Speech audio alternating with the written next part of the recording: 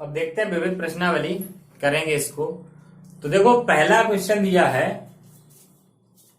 कहता है कि निम्नलिखित में से कौन सा किसका उपसमुच्चय है। तो 4 समुच्चय दिए गए हमें और पूछा गया कौन सा किसका उपसमुच्चय है। तो देखो ये 3 तो रोस्टर रूप में लिखे हैं, रह गया एक जो समुच्चय निर्माण से लिखा, इसको भी हम रोस्टर में चेंज करेंगे, बदलेंगे इसको रोस्टर में। तो देखो क्या लिखा, इसको संतुष्ट करने वाली एक संख्या, यानी कि इसे हल करके x के मान निकालो, जो भी आएंगे वही समुच्चय a में आ जाएंगे। तो देखो क्या आएगा, गुणनखंड कर लो इसके, तो x स्क्वायर माइनस 6 प्लस 2, 6 दूनी 12 और 6 2 8। ठीक है, तो इससे x बराबर आया है 6 और 2, तो ये 2 मान निकल आए, 2 6। अब एक एक करके चेक करो, देखो a किसका किसका उपसमुच्चय होगा। a के सभी अवयव देखो किस में मिल रहे हैं, 2 6 b में मिल रहे, यानी कि a उपसमुच्चय हो गया b का। और देखो a उपसमुच्चय c का, d का नहीं है। देखो d में सिर्फ 6 है, 2 नहीं है। ठीक है, d में सिर्फ 6 है, 2 नहीं है, तो d का नहीं हुआ। अब हम बात करें b की, तो b में 3 अवयव, देखो a में सिर्फ 2 है। अब अगर a b का उपसमुच्चय हो गया तो b भी a का हो सकता था, लेकिन अगर अवयव बराबर हो तब हम चेक करेंगे। भाई देखो 2 6 मिल रहे लेकिन 4 नहीं है, तो छोड़ो, d का भी नहीं हो सकता। c में देखो है, यानी कि b जो है वो c का उपसमुच्चय है, b c का उपसमुच्चय। c देखो c अपरिमित समुच्चय है, बाकी तीनों परिमित हैं, तो ये तो किसी का होना नहीं, क्योंकि इसके अनंत अवयव किसी में भी नहीं मिलेंगे। d की बात करें तो देखो d उपसमुच्चय a का, d उपसमुच्चय b का और d उपसमुच्चय c का। देखो 6 a में भी है, b में भी है और c में भी है। ठीक है, तो ये आए हमारे आंसर कौन सा किसका उपसमुच्चय। अब चाहो तो इन सभी को एक साथ हम लिख सकते हैं एक ही लाइन में, एक ही लाइन में। कैसे, देखो d उपसमुच्चय है a का, a है b का और b है c का। इनमें से कहीं से भी कोई भी 2 उठा लो इसी सीरियल में। ठीक है, बिल्कुल सही होगा। तो ये हो गया हमारा आंसर। तो वीडियो पॉज करके नोट करो, फिर हम देखते हैं सेकंड क्वेश्चन, और उसमें हमें सिर्फ सही गलती बतानी है। ठीक है, तो वीडियो पॉज करके नोट करो। अब देखते हैं दूसरा क्वेश्चन।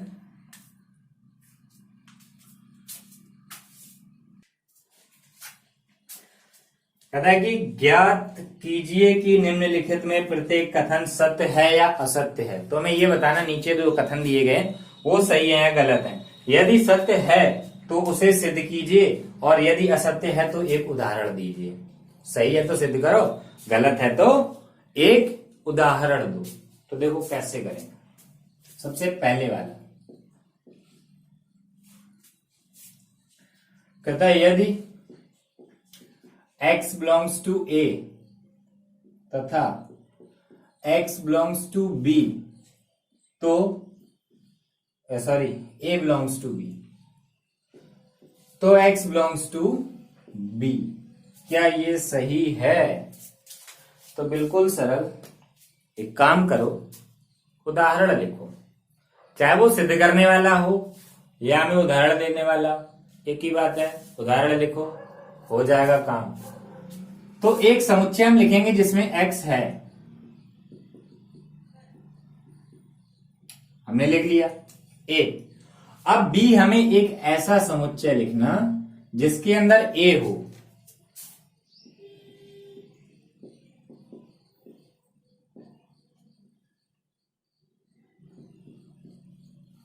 ठीक, अब देखो क्या ये सही है? x belongs to b है? नहीं है, क्योंकि x नहीं, पूरा ये समुच्चय रखा, x इसमें नहीं है। ठीक है, तो ये हो गया, ठीक है, असत्य। उदाहरण नीचे लिखा, ठीक है, ये लिखा नीचे। चलो देखते हैं दूसरा। दूसरा दिया यदि a b का उपसमुच्चय है ए उपसमुच्चय बी का तथा बी बिलोंग्स टू सी, तो ए बिलोंग्स टू सी। चलो फिर देखो भाई क्या करते हैं। अच्छा चलो, इन दोनों की कंडीशन से देखो, पहले जो चीजें दी हैं उनके हिसाब से दो समुच्चय, तीनों समुच्चय लिखो और फिर तीसरी वाली कंडीशन देखो। तो पहले हम इसके लिए लिख रहे हैं,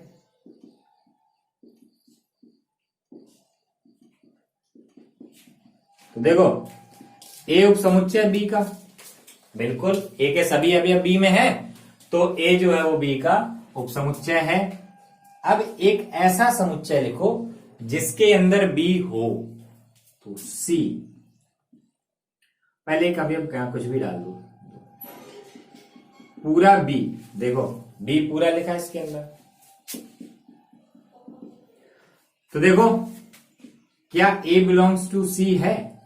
देखो ए कब होता, जब ऐसा लिखा होता 1,2। इस समुच्चय के अंदर अगर सी ये होता सी, तब ए था। अगर ऐसा होता तो फिर बी नहीं है, बी है तो सी नहीं है। तो ऐसा जरूरी नहीं कि हो, ठीक है। तो दूसरा भी क्या हो गया, असत्य, ठीक है। हमें ए नहीं मिला भाई, देखो बी मिल रहा है, ए कहां मिल रहा, ए को उपसमुच्चय बना रहे को, ठीक है। तो वीडियो पॉज करके नोट करो, फिर हम देखें आगे। अब देखते हैं तीसरा, ए उपसमुच्चय बी का और बी उपसमुच्चय सी का, तो क्या ए उपसमुच्चय हो जाएगा सी का? अच्छा ये बात बिल्कुल सही। देखो दो तरीके होते हैं, एक तो उदाहरण लेके कर दो, दूसरा सिद्ध करने के लिए एक अलग तरीका होता है। ये सही है बिल्कुल। देखो ए का प्रत्येक अवयव बी में, बी का प्रत्येक अवयव सी में, तो ए के सबके सब सी में आएंगे कि नहीं आएंगे? यानी कि ये है सही, ठीक। अब हम इसे सिद्ध करेंगे। देखो प्रूफ क्या है, पहली वाली कंडीशन लिख रहे हैं, दिया गया ए उपसमुच्चय बी का, ठीक। तो लिखेंगे पहले ऐसे नहीं लिखेंगे, माना x बिलोंग्स टू ए। अच्छा ए में कोई अवयव है, कोई अवयव x है जो ए में है, यानी कि जितने भी ए के अवयव हैं हमने उन्हें दिखा दिया कि वो x है। अब देखो जो दिया गया ए उपसमुच्चय बी का, इसका मतलब क्या कि ए के जितने भी अवयव हैं वो बी में है, ठीक। ए के जितने भी अवयव वो बी में। पुनः दिया गया ए उपसमुच्चय, बी उपसमुच्चय सी का, बी उपसमुच्चय सी का, तो बी में जितने भी अवयव हैं वो सबके सब सी में होंगे, है ना। देखो हम कहां से चले, हमने अवयव माना कि ए में है, फिर हमने देखा कि वो अवयव बी में भी होगा, क्योंकि ए जो है वो बी का उपसमुच्चय, तो ए में जितने भी अवयव हैं वो सब के सब बी में होंगे। हमने वही बात लिखी है, सबके सब बी में होंगे। अब फिर उन्होंने कह दिया था कि बी जो है वो सी का उपसमुच्चय, यानी कि बी में जितने भी अवयव हैं, बी में जितने भी अवयव हैं वो सबके सब सी में होंगे। और देखो ये हमने किसका अवयव लिया था, ए का, तो ए का अवयव सी में आ गया। जब ए के सभी अवयव सी में आ जाएंगे तो ए जो है, अरे यार सही बन जाओ, ए उपसमुच्चय हो गया सी का, ठीक है। उदाहरण से समझना है तो फिर लिखो 3 समुच्चय। ये हमने लिखा 1 2। अच्छा देखो यहां आप समझे कि हमने एक ही अवयव लिया, यहां 2 लिख दिए, ये 2 ही है, ये 2 चाव 2 है, 3 चाव 3 है, 4 चाव 4 है, 5 चाव 5 है। क्योंकि जब हम रोस्टर से समुच्चय निर्माण में लिखते हैं x, x such that x एक प्राकृत संख्या, तो देखो x तो एक ही बार लिखा लेकिन उसमें अवयव कितने हैं, ठीक है, ये होता है, इसलिए सिर्फ x लिया जाता। बी लिखो एक ऐसा समुच्चय जो इस कंडीशन को फुलफिल करेगा कि ए जो है वो बी का सबसेट होना चाहिए। तो यानी कि ए के सबके सभी अवयव बी में आ जाएं। देखो ए के सभी अवयव बी में आ गए। फिर एक सी लिखो इस कंडीशन को फुलफिल करने वाला, यानी कि बी के सबके सब अवयव सी में, और देखो ए के सभी अवयव मिल रहे तो ए उपसमुच्चय हो जाएगा सी का। ठीक है, तो ये उदाहरण से था, ये हमारा गणित में है, ऐसे सिद्ध करते हैं। तो वीडियो पॉज करके नोट करो इसको, फिर हम देखते हैं अगला क्या आगे।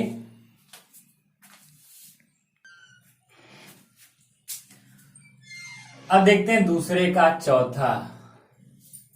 कहता है कि ए बी का उपसमुच्चय नहीं है तथा बी जो है वो सी का उपसमुच्चय नहीं है, तब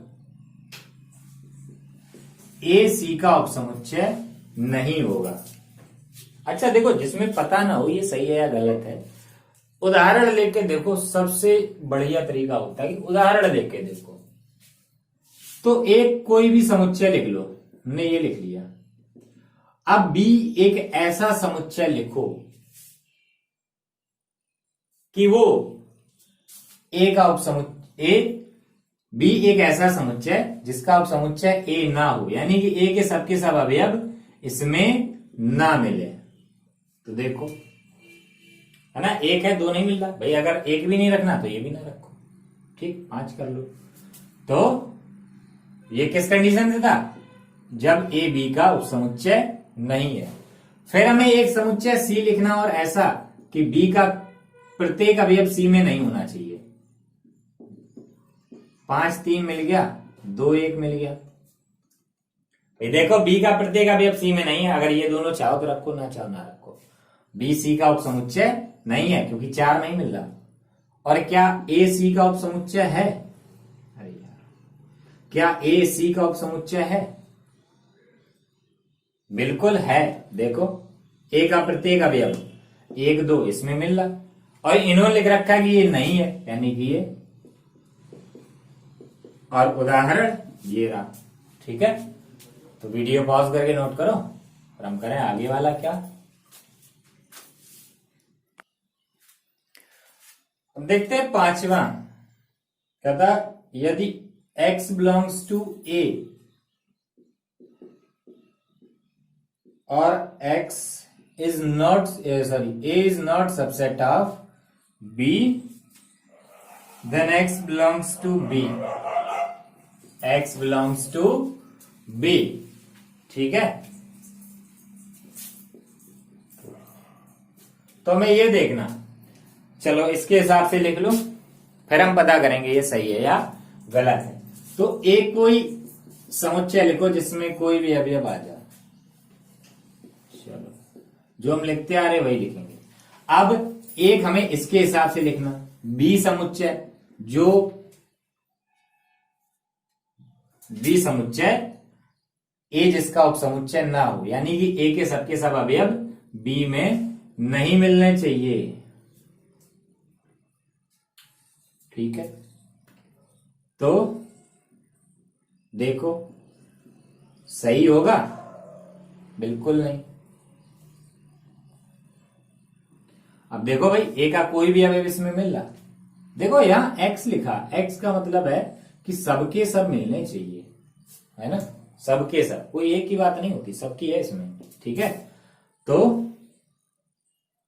1,2 is not belong to B, यानी कि ये क्या हो गया?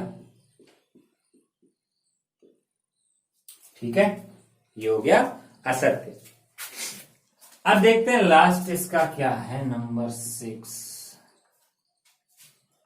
देखते हैं लास्ट। अच्छा, कहता है यदि ए सबसेट ऑफ बी और x is not belongs to B, then x is not belongs to A. यानी कहता है कि ए बी का उपसमुच्चय है और कोई अवयव x है जो बी में नहीं है, तो वो ए में भी नहीं होगा।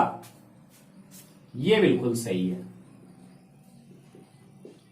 देखो, जब कोई अवयव बी में नहीं है तो वो ए में कैसे आ सकता? क्योंकि उपसमुच्चय क्या होता, उपसमुच्चय जो है, अब देखो बी जो है उसके उपसमुच्चय हमें लिखेंगे, उसके उपसमुच्चय अगर हम बी के उपसमुच्चय लिखें तो ए मिलेगा हमें, है ना। ए का प्रत्येक अवयव बी में, यानी कि बी जो है, अब बी का छोटा पार्ट बना ए, यानी कि बी के अवयवों से बना ए, और जब बी में ही कोई संख्या नहीं है तो ए में कैसे हो सकती है। ठीक है, उल्टा कर दो इसको, चाहे इसको थ्योरेटिकली लिख दो, प्रूफ में देखो A subset of B and, अरे यार चलो देखो x does not belongs to b, इसका मतलब देखो क्या है कि कोई अवयव x में नहीं है। अब देखो a सबसेट ऑफ b, इसका मतलब इसके पलट के लिख दो इसको, चलो b जो है वो अधिसमुच्चय a का है, इसका मतलब क्या कि a समुच्चय a, समुच्चय a समुच्चय b के अवयवों से, ऐसे ही प्रूव करेंगे इसको, ठीक है, बना है, इसलिए यदि कोई अवयव B में नहीं है, B में नहीं है, तो A में भी नहीं होगा। ये 100% श्योर है, ऐसा नहीं लिखेंगे A में नहीं हो सकता, ठीक है, पक्का है कि A में नहीं होगा, बस हो गया सिद्ध। X is not belongs to A, बस, ठीक है भाई। उदाहरण देखना, उदाहरण भाई एक B लिखो, 1 2 3 और एक A जो इसका उपसमुच्चय होगा। अब हम कह रहे कि 5 नहीं है इसमें, 5 जो है, सॉरी 5 B में नहीं है, तो क्या 5 A में है, B में नहीं है, क्या 5 A में है? कहने लगे सर तो लिख लो A में, लिख लिया A में हमने अगर 5, तो देखो क्या उपसमुच्चय वाली कंडीशन संतुष्ट कर रहा है क्या, है ना, तो उपसमुच्चय नहीं रहेगा, उपसमुच्चय रहना है तो ये कंडीशन सेटिस्फाई होनी चाहिए, ठीक है। तो वीडियो पॉज करके नोट करो, फिर हम देखें अगला। अब देखते हैं तीसरा क्वेश्चन, कहता है कि ए बी सी 3 ऐसे समुच्चय हैं कि ए यूनियन बी बराबर ए यूनियन सी तथा ए इंटरसेक्शन बी बराबर ए इंटरसेक्शन सी, ये बराबर समुच्चय हैं। तो कहता है कि सिद्ध करो कि बी बराबर सी। अब बी बराबर सी, देखो कोई भी दो समुच्चय बराबर कब होते हैं, जब हमने उपसमुच्चय पढ़ा था तब बताया था कि अगर बी उपसमुच्चय हो जाए सी का और सी उपसमुच्चय हो जाए बी का, तब ये बराबर होंगे। बी उपसमुच्चय हो जाए सी का और सी उपसमुच्चय हो जाए बी का, तब होगा बी बराबर सी, यानी कि हमें ये दिखाना है इसमें, ठीक है। तो ये कैसे दिखाएंगे हम, बी उपसमुच्चय सी कैसे दिखा सकते हैं? बी उपसमुच्चय सी का मतलब क्या कि बी का प्रत्येक अवयव सी में। तो देखो कैसे करेंगे, बी का प्रत्येक अवयव सी में, कोई अवयव x बी में मान के चलो, और फिर कैसे भी करके जो नियम है उनके अंदर ये दिखाओ, x बिलोंग्स टू सी, ये दिखा दो, बी में लेके चलो, सी में लेके आ जाओ, तो क्या हो जाएगा, बी का प्रत्येक अवयव सी में, बी उपसमुच्चय सी का, और अगर दिखाना सी उपसमुच्चय बी का, तो एक कोई अवयव सी में लेके चलो और फिर काम करके यही अवयव बी में दिखाओ, तो हो जाएगा सी उपसमुच्चय बी का, और हमारा काम हो जाएगा। देखो हमें ये दिखाना, ये सिद्ध करना, उसके लिए हमें ये दो चीजें दिखानी पड़ेंगी इसमें, तब होगा, ठीक है। तो देखते हैं कैसे करेंगे इसको। देखो हल पहले जो दिया है वो लिखो, ए यूनियन बी बराबर ए यूनियन सी, और ए इंटरसेक्शन बी बराबर ए इंटरसेक्शन सी, ठीक है, ये दिया गया। अब हम लिखेंगे माना x belongs to b। x कोई अवयव है जो कि b में है। ठीक, हमने मान लिया कोई एक अवयव b में। अब हमें क्या दिखाना कि यही x जो है वो c में आएगा। x बिलोंग्स टू c लेके आना है इससे। चलो ठीक, देखते हैं कैसे आएगा। अब हम लिखेंगे क्या, x belongs to a union b। ठीक, कैसे कैसे देखो, यूनियन में क्या होता है, यूनियन में क्या होता है, दोनों के अवयव लिखे जाते हैं, दोनों समुच्चय के, दोनों के ही तो लिखे जाते हैं। जैसे हम लिखें a x y z और b लिख दिया हमने a b c, तो a यूनियन b क्या आता है, x y z a b c। Common जो है वो एक बार लिखा जाता, हमने यहां कोई भी कॉमन नहीं लिखा था। मान लो अगर हम x कॉमन लिख दें तो ये आ जाएगा, है ना। ठीक है, तो सबके सब लिखे जाते हैं, वो अवयव उसमें हो, कोई दूसरे में समुच्चय में हो ना हो, दोनों में से अगर एक में है तो यूनियन में आएगा ही। अब ये बी में है तो दोनों के यूनियन में आएगा, बी में है तो दोनों के यूनियन में आएगा। अब x दिया है कि a यूनियन b बराबर a यूनियन c। अब अगर a यूनियन b में है तो a यूनियन c में भी होगा। क्यों, दो समुच्चय कब बराबर होते हैं, जब दोनों में एक जैसे ही अवयव हो। अब अगर x इसमें है तो इसमें भी होगा। अब x a यूनियन c में होने का मतलब क्या है, यहां से दो बातें निकल के आती हैं। या तो x a में है या x c में है। ठीक है, अब या तो a में है या c में है। तो देखो इसके आगे क्या करेंगे,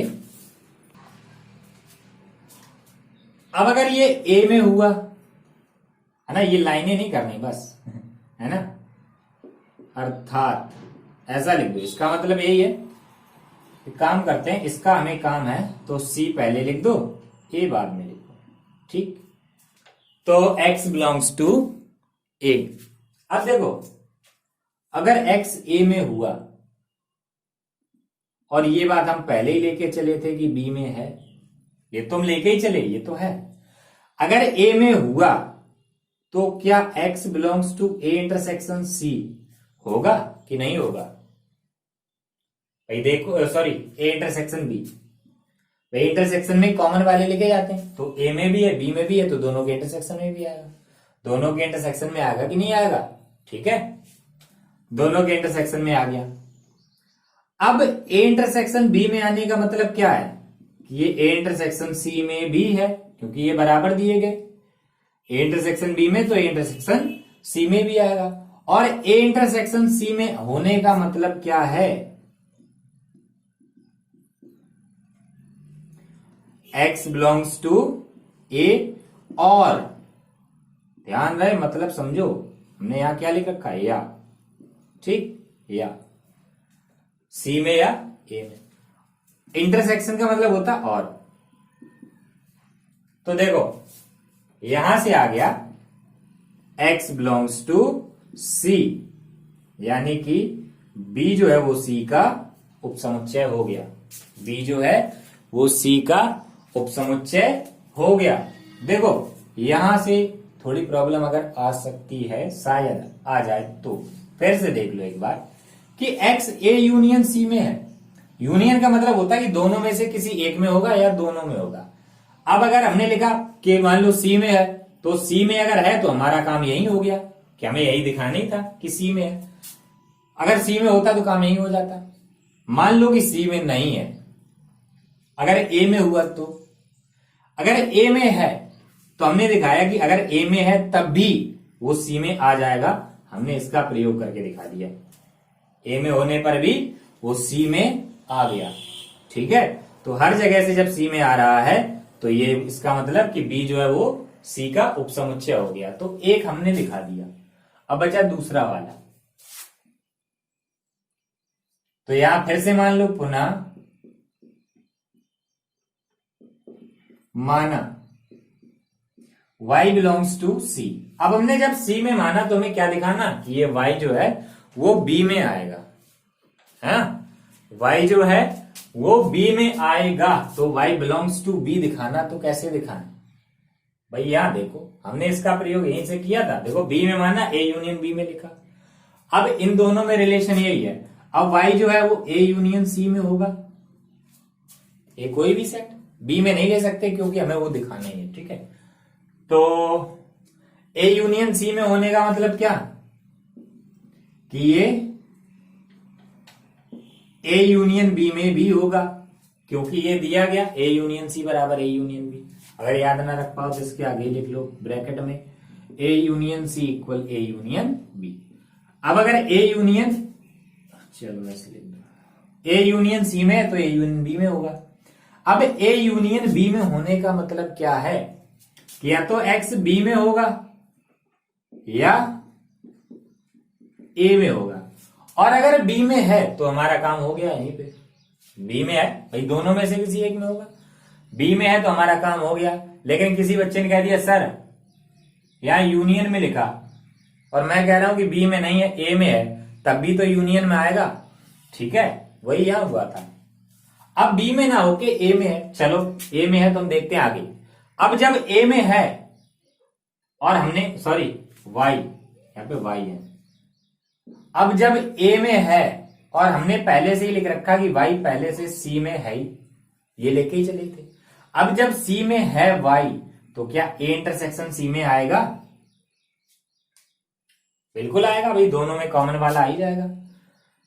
a इंटरसेक्शन c में आने का मतलब क्या है कि ये a इंटरसेक्शन b में भी आएगा। क्यों? क्योंकि दिया गया a intersection b equal a intersection c। ये तो दिया गया है ना, ये लिखा।